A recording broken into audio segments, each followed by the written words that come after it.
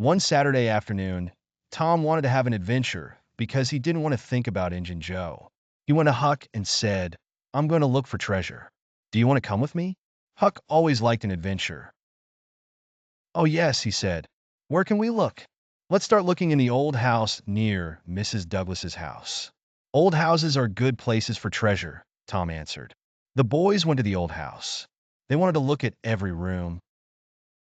First, they went into the kitchen, and then they went into the bedroom.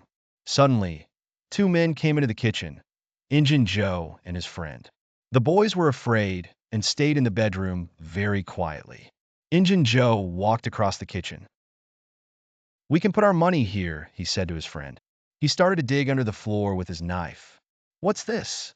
Injun Joe said. "I'm going to get it out." There was a big box under the floor. He opened it with his knife. There was a lot of money in the box. "Look at that money," his friend said. "Let's go now. We can come back and get it tomorrow." "No," Injun Joe said.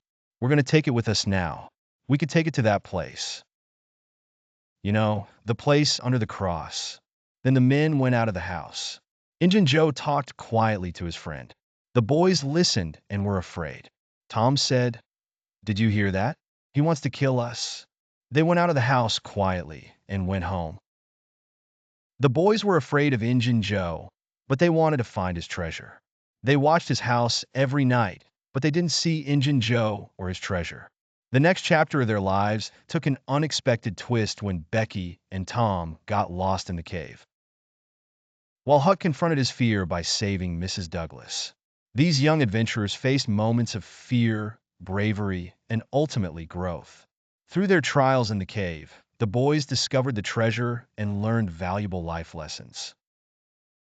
With Injun Joe no longer a threat, Tom and Huck's futures looked promising.